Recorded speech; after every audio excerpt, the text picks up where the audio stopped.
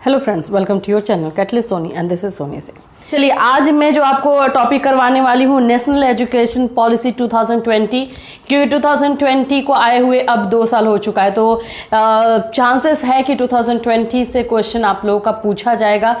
वो कुछ लोग बोलेंगे मेरे सिलेबस में है, कुछ बोलेंगे नहीं है। देखिए, सिलेबस में है या नहीं मैं उसके अकॉर्डिंग नहीं कर रही हूँ। आप भी जानते हो कि बहुत सारे ऐसे टॉपिक होते हैं जो सिलेबस में नहीं होते हुए भी पूछ दिया जाता है, तो मैं वो टॉपिक आपको करवा रही हूँ जो एग्ज़ाम की दृष्टि से इम्पॉर्टेंट है। तो ये इम्पॉर्टेंट है क्योंकि अब हर जगह ये लागू भी हो रहा है, तो इसके बारे में आपको जानना भी ज़रूरी है, तो एग्ज़ाम में आ सकता है ये क्वेश्चन। चलिए स्टार्ट करते हैं इसको। सबसे पहले तो हम ये देखेंगे कि ये लागू कब हुआ, कब इसको लागू किया गया वो देखते हैं। तो जैसे कि आप जानते हो कि ये इसको लागू जो है राष्ट्रीय शिक्षा नीति को कब किया गया था। राष्ट्रीय शिक्षा नीति 2020 नेशनल एजुकेशन पॉलिसी 2020 को भारत सरकार द्वारा 29 जुलाई 2020 को केंद्रीय मंत्रिमंडल द्वारा मंजूरी दी गई। कब? 29 जुलाई 2020। ये ऑब्जेक्टिव में भी क्वेश्चन आ सकता है, तो ये अपने दिमाग में रखिए। इस नीति द्वारा विद्यालय और उच्च शिक्षा दोनों क्षेत्रों में बड़े पैमाने पर रूपांतरकारी सुधार के रास्ते खुल गए। बहुत सारे चेंजेस जो है एनईपी 2020 में किया गया है, चाहे प्राइमरी लेवल पे हो या फिर हायर लेवल पे हो। यह नीति 34 वर्ष पुरानी राष्ट्रीय शिक्षा नीति नेशनल एजुकेशन पॉलिसी 1986 को प्रतिस्थापित करेगी। 1986 में नेशनल एजुकेशन पॉलिसी बनी थी। जैसे कि मैंने इसके बारे में जब मैंने आपको 1986 पॉलिसी करवाई है तभी मैंने बताया था कि 1986 पॉलिसी जो है राजीव गांधी को जब ऐसा लगने लगा कि हम जो है टेक्निकल डिपार्टमेंट में, साइंस के डिपार्टमेंट में काफ़ी पीछे जा रहे हैं और ये हो रहा है, इसमें शिक्षा एजुकेशन जो है एक की फैक्टर का काम कर रहा है, तभी उन्होंने अपने मंत्रिमंडल और सभी को बुला करके इस बारे में सलाह मशवरा किया और उन्होंने 1986 में नीति जो है राष्ट्रीय शिक्षा नीति बनाई। अब वो राष्ट्रीय शिक्षा नीति को 1992 में आप जैसे कि जानते हो रिवाइज भी किया गया था, कुछ चेंजेस किए गए थे। उसके बाद से कोई राष्ट्रीय शिक्षा नीति नहीं बनी थी। उसके बाद से डायरेक्ट जो है 2020 में आई है। तो आप समझ सकते हो कि 34 साल पुराना जो है ये चीज है और इसमें चेंजेस होने जा रहे हैं। थोड़ा सा और डिटेल में इसको हम जानेंगे क्योंकि ये क्वेश्चन मेरे ख्याल से तो आएगा ही, चाहे वो तोड़ कर आए या कुछ करके आए। इस राष्ट्रीय शिक्षा नीति में भारत द्वारा 2015 में अपनाए गए सतत विकास एजेंडा यानी 2030 के लक्ष्य 4 जो है सतत विकास लक्ष्य 4 जो SDG रखा गया था, SDG 4 में परिलक्षित वैश्विक शिक्षा विकास के एजेंडे को अपनाया गया है, जिसके अनुसार विश्व में 2030 तक सभी के लिए समावेशी और समान गुणवत्ता युक्त शिक्षा सुनिश्चित करने और जीवन पर्यंत शिक्षा के अवसरों को बढ़ावा दिया जाने का लक्ष्य ध्यान में रखा गया है। जो SDG 4 आया था जिसको हम बोलते हैं सतत विकास एजेंडा जो है सतत डेवलपमेंट जो एजेंडा बना था 2015 में अपनाया गया था कि हम 2030 तक जो है ऐसा एजुकेशन लाएंगे जो सभी के पास हो। समावेशी का मतलब होता है इंक्लूसिव एजुकेशन, एक छत के नीचे एजुकेशन देना जिसमें ऊंच नीच, जात पात या फिर किसी भी तरह का भेदभाव नहीं होगा और इक्वल एजुकेशन मिलेगा। 2030 के लिए लक्ष्य रखा गया था। तो 2020 में भी उसी लक्ष्य को ध्यान में रखते हुए, उसी एजेंडे को ध्यान में रखते हुए इसको बनाया गया है। आई होप कि इतना अब आप समझ चुके हो कि 2020 एनईपी एक्चुअली में किन किन पॉइंट्स को देखकर रखा गया है। अब हम आगे चलेंगे। अब इसको थोड़ा सा और अच्छे से देखते हैं। सबसे पहले तो इसमें जो है राष्ट्रीय शिक्षा नीति 2020 में जो है अध्यक्ष कौन थे, तो पद्म विभूषण डॉक्टर के कस्तूरी रंगन, किसकी अध्यक्षता में ये बनाया गया था 2020। याद रखिए, सारे ऑब्जेक्टिव क्वेश्चन है, नहीं होता है तो कहीं नोट डाउन कर लीजिए। दूसरा है समिति का नाम क्या रखा गया, जैसे कि हमने कोठारी कमीशन सुना है, ठीक है, तो उसके अध्यक्ष कोठारी थे, तभी तो कोठारी कमीशन के नाम से जाना जाता है। ऐसे वो राष्ट्रीय जो नीति है उसके अकॉर्डिंग भी जाना जाता है, लेकिन कोठारी कमीशन के नाम से ज़्यादा जानते हैं। मुद्देलर कमीशन है क्योंकि उसकी अध्यक्षता मुद्देलर ने की थी, तो इसलिए मुद्देलर कमीशन के नाम से जानते हैं। इस तरह से जो है अध्यक्ष का नाम इम्पॉर्टेंट होता है, उसी के नाम पे ही जो है आगे समिति का नाम भी पड़ता है। तो इसमें समिति का नाम कस्तूरी रंगन समिति रखा गया है। समिति का गठन जो है जून 2017 में, देखिए 2020 में एनईपी बनी, लेकिन इसका जो कार्यान्वयन है, जो स्टार्टिंग प्रोसेस है, वो 2017 से स्टार्ट हुआ था।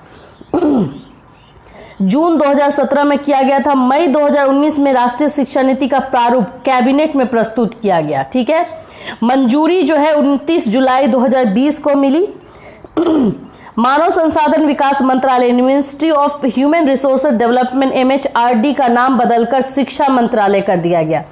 जो ह्यूमन रिसोर्सेज डेवलपमेंट MHRD था उसका नाम बदल के शिक्षा मंत्रालय किया गया, जिसका उद्देश्य शिक्षा और सीखने यानी कि एजुकेशन एंड लर्निंग पर ध्यान देना था। क्या क्या चेंजेस आए हैं देखिए। अब इसके उद्देश्य क्या थे, क्वेश्चन तो आप भी जानते हो, ज़्यादातर उद्देश्य से ही पूछा जाता है कि राष्ट्रीय शिक्षा नीति 2020 के उद्देश्य कौन से उद्देश्य को ध्यान में रखा गया था। पहला जो उद्देश्य रखा गया था, राष्ट्रीय शिक्षा नीति 2020 का उद्देश्य शिक्षा की पहुंच, समानता, वहनीय शिक्षा और उत्तरदायित्व जैसे मुद्दों पर विशेष ध्यान देना है। मतलब कि सभी तक तो सबसे पहले पहुंचे, शिक्षा जो है सभी तक पहुंचे। दूसरा जो है इक्वालिटी को ध्यान में रखा गया कि सभी के पास समान एजुकेशन पहुंचे। एंड तीसरा जो मैं बोलूँगी रिस्पॉन्सिबिलिटी को ध्यान में रखा गया था कि नागरिकों को, बच्चों को जब हम सिखाएंगे कि उनकी रिस्पॉन्सिबिलिटी, उनका उत्तरदायित्व तो क्या है, तभी तो समझेंगे। तो इन सारे पॉइंट्स को ध्यान में रखा गया 2020 एनईपी में। छात्रों को आवश्यक कौशलों एवं ज्ञान से पूर्ण करना और विज्ञान, तकनीकी, शैक्षिक क्षेत्र और औद्योगिकी में कुशल लोगों की कमी को दूर करते हुए देश को ज्ञान आधारित सुपर पावर के रूप में स्थापित करना। छात्रों में रचनात्मक चिंतन, क्रिएटिविटी थॉट, मतलब क्रिएटिव हो, रचनात्मक सोचे, अलग सोचे। ऐसा नहीं हो कि जो एक आदमी सोच रहा है उसी पे जो है आगे हम बढ़ते जाए। तो क्रिएटिव चीज़ों पे जो है इसमें ज़्यादा ध्यान दिया गया है। तार्किक निर्णय, रीजनिंग एबिलिटी हो और डिसीजन मेकिंग हो और नवाचार की भावना को, नए विचार की भावना को, नए चीज़ों को, आधुनिकीकरण इसको हम बोल सकते हैं कि भावना को जो है प्रोत्साहन दिया गया है। भाषाई बाध्यता को दूर करने के लिए, दिव्यांग छात्रों के लिए शिक्षा को सुगम बनाने आदि के लिए तकनीकी के प्रयोग को बढ़ावा देने पर बल देना। जो लैंग्वेज को लेकर के जो बाधा बनती है, लैंग्वेज को लेकर के जो एजुकेशन में बाधा आती है शिक्षा में, उसको दूर करना। जो दिव्यांग है उन लोगों के लिए सही तरीके से शिक्षा प्रोवाइड करना। टेक्निकल डिपार्टमेंट में तकनीकों का प्रयोग करना, ये सारी चीज़ों पर ध्यान दिया गया है।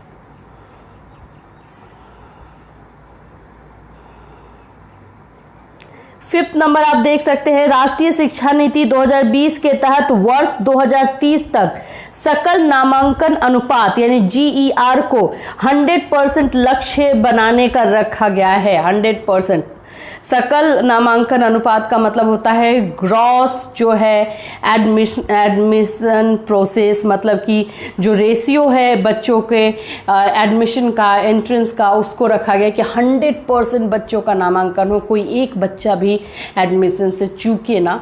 ये 2020 के एनईपी में 2030 तक के लिए रखा गया है।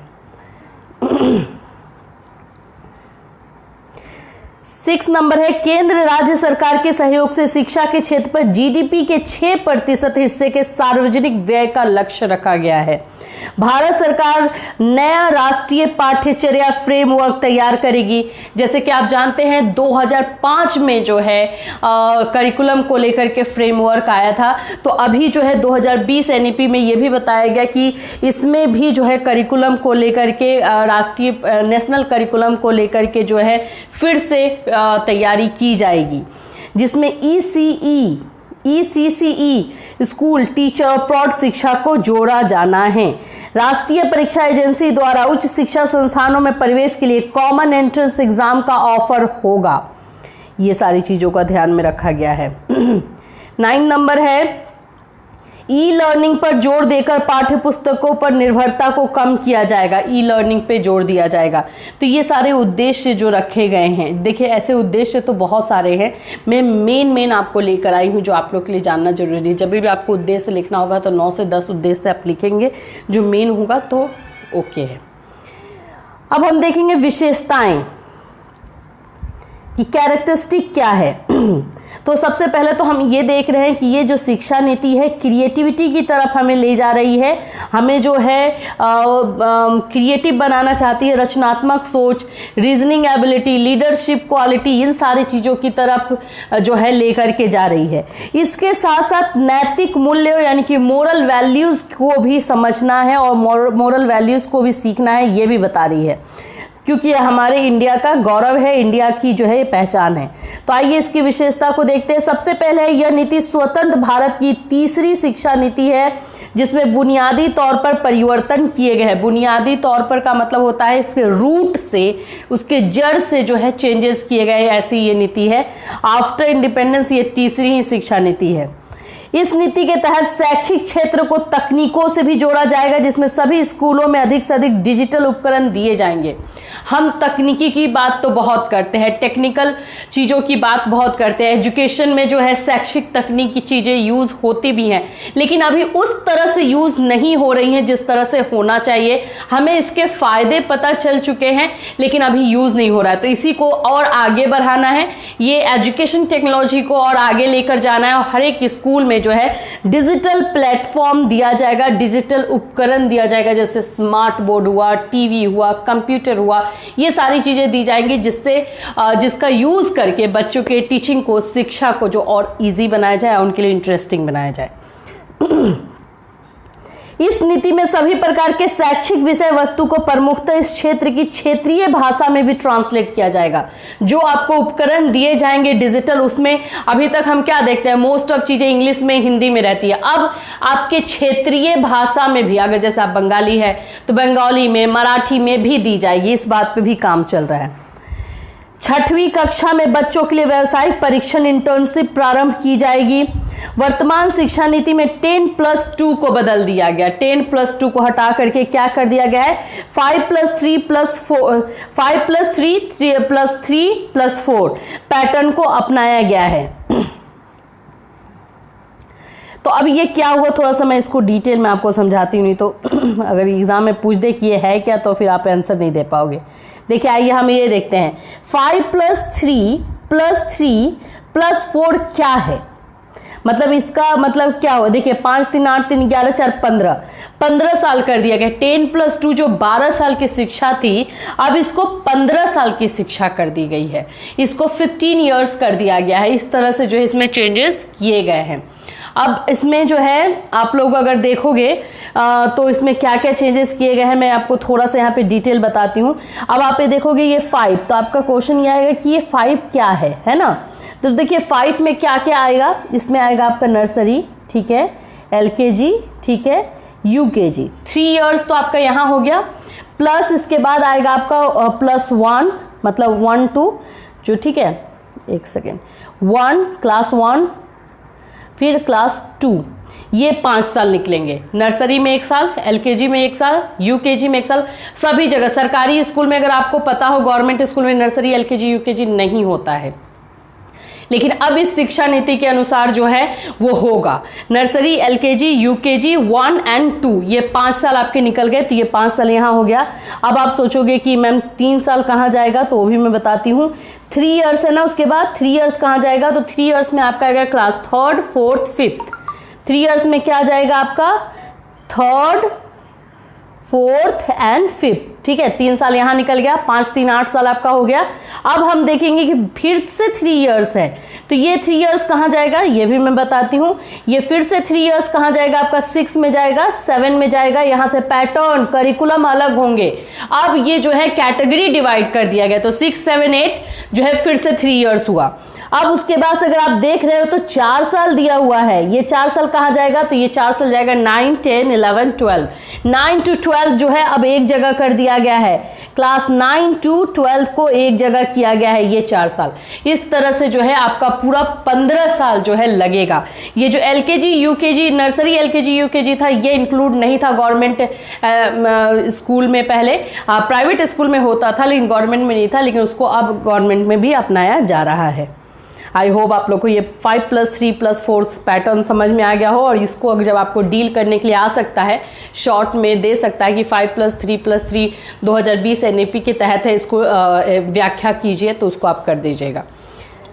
चलिए आगे बढ़ेंगे।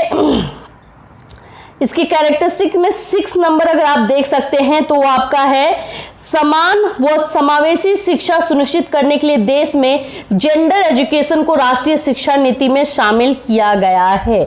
इक्वल एजुकेशन, इंक्लूसिव एजुकेशन दी जाएगी। इंक्लूसिव एजुकेशन का मतलब होता है एक ही छत के नीचे हर किसी को एजुकेशन मिले। ऐसा नहीं है कि किसी बच्चे के आंख में कुछ प्रॉब्लम है या फिर वो हैंडीकैप है तो उसको अलग से शिक्षा दी जाए, नहीं, एक ही छत के नीचे दी जाए। ये इस नीति के अंदर बच्चों को पढ़ाई में विभिन्न प्रकार के अन्य विकल्प दिए जाएंगे। अब 10वीं कक्षा में अन्य विकल्पों को भी रखा जाएगा, जिसमें छात्र को स्ट्रीम न चुनकर अपनी इच्छा अनुसार विषयों को चुन सकेगा।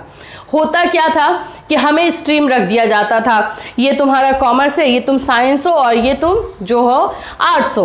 आर्ट्स के बच्चे को जो है कुछ चीज़ें जो कॉमर्स में है, अकाउंट्स है, वो पढ़ने का मन करता था, लेकिन वो ले नहीं सकता। ये तो पहले से हमने पैकेज बना के रखा, आपको पैकेज चूज करना है, लेकिन अब वो नहीं होगा।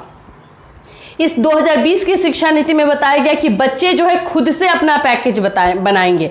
अगर उनको अकाउंट्स पसंद है अकाउंट्स ले लिए, मैथ्स पसंद है मैथ्स ले लिए, साइंस पसंद है साइंस ले लिए, हिस्ट्री पसंद है हिस्ट्री ले लिए। 5 पेपर का उन्होंने अपना पैकेज खुद से बना लिया। तो इस तरह से स्टूडेंट्स को अब ऑप्शन मिलेगा अपना पैकेज बनाने का। अभी तक भारत में डीम्ड राज्य और सेंट्रल यूनिवर्सिटी के लिए अलग अलग नियम थे, सभी के लिए एक मान नियम लागू होंगे। जैसे कि जो स्टेट का यूनिवर्सिटी था, जो डीम्ड यूनिवर्सिटी थे, जो सेंट्रल यूनिवर्सिटी थे, उनके लिए कुछ कुछ रूल अलग बनाए गए थे, लेकिन अभी सभी के लिए एक होगा। विद्यालय में सकल अनुपात बढ़ाने के लिए दूरस्थ व मुक्त शिक्षा का विस्तार किया जाएगा। मूल्यांकन मानदंड को योगात्मक मूल्यांकन में बदलकर औपचारिक और नियमित मूल्यांकन में बदल दिया जाएगा। ये सारी चीजें जो हैं चेंज होने वाली है शिक्षा नीति के अंतर्गत। अब ये किस सिद्धांत पे काम करेगी, आइए वो देखते हैं सिद्धांत को। प्रत्येक बच्चे की विशिष्ट क्षमताओं की स्वीकृति और पहचान, उनके विकास हेतु प्रयास करना। हर एक बच्चे को जो है टीचर को समझना है, उसमें क्या एबिलिटी है, क्या टैलेंट है, और उसके अकॉर्डिंग उसको पढ़ाना है। बुनियादी साक्षरता और संख्या ज्ञान को सर्वाधिक प्राथमिकता देना है। जो बेस एजुकेशन है, जो कि हमारा नर्सरी LKG UKG 1 to 5 है, इन सभी पे जो है ज़्यादा ध्यान देना है और यहीं से उनको निखारना है।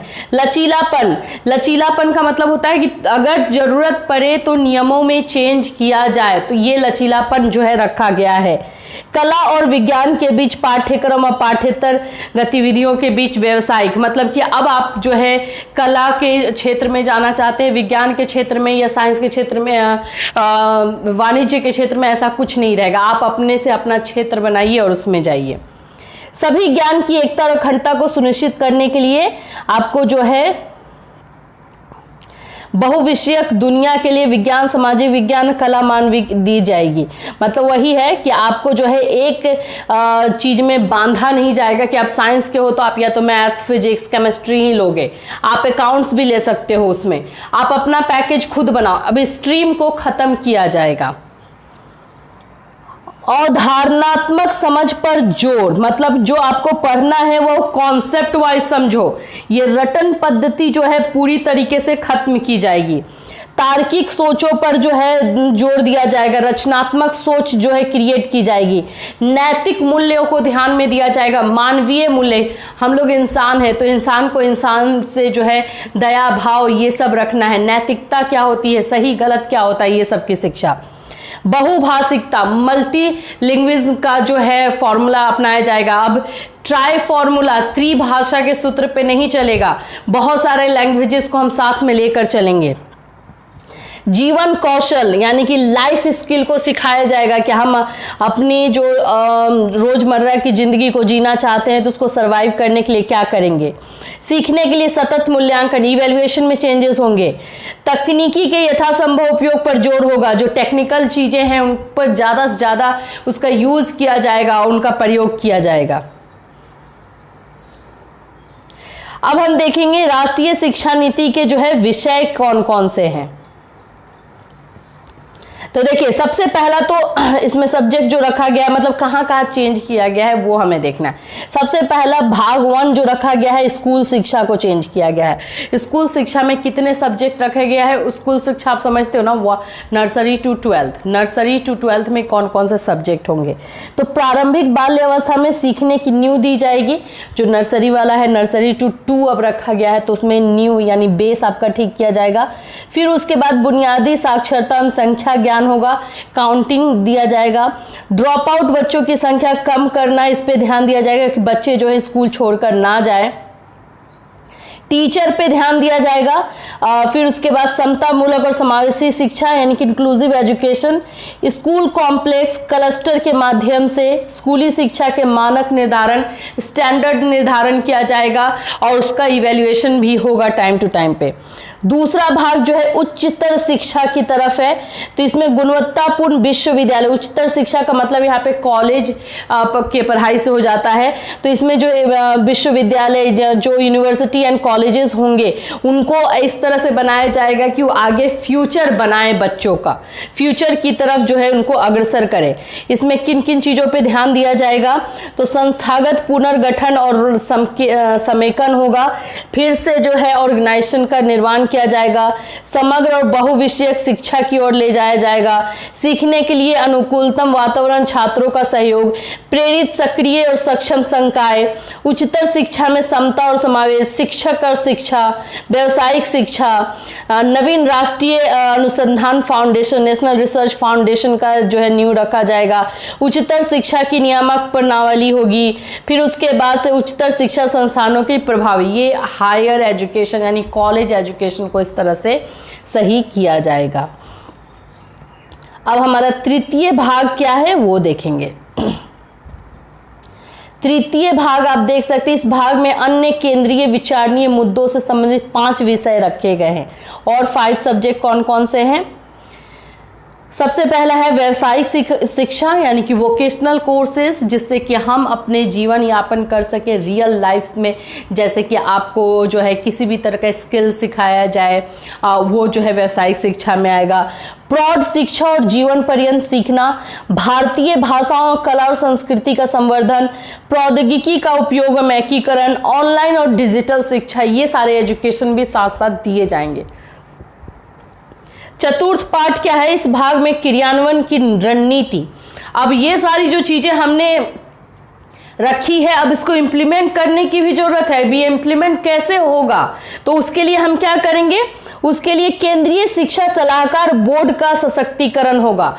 जो केंद्रीय शिक्षा सलाहकार बोर्ड एक बनाया जाएगा जो कि हमें सलाह दे और बताएं कि किस तरह से कर सकते हैं।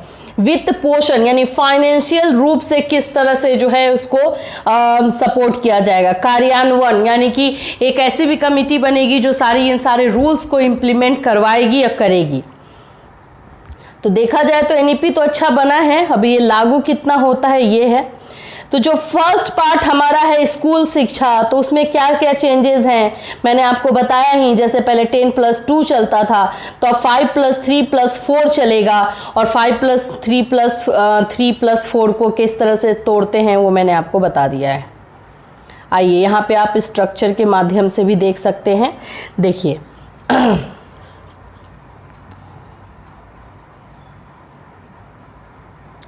देखिए पहले की शिक्षा नीति ये थी, इसको अभी हम नहीं देखना, अभी हमें इसे देखना है। देखिए 3 इयर्स जो है आंगनवाड़ी या प्री स्कूल बाल विकास, बाल वाटिका जो भी है, नर्सरी, एलकेजी, यूकेजी, ये फाउंडेशन रहेगा। फिर उसके बाद 3 to 5 ये आपका जो है 1 and 2 में भी रहेगा, जिसमें 6 से 8 फाउंडेशन इसको हम बोलेंगे। ये पूरा जो है आपका नर्सरी टू क्लास 2 तक जाएगा, ठीक है। यहाँ पर जो है 3 इयर्स में आपका ये आ जाता है, इसको हम प्रिपरेटरी बोलते हैं, 3 से 5 तक, जिसको हम पहले प्राइमरी बोलते थे। अब यहाँ 6 to 8 को हम मिडिल बोलेंगे, जिसको पहले भी मिडिल बोलते हैं, और 9 to 12 को हम जो है सेकेंडरी बोलेंगे। एज भी दे दिया गया है।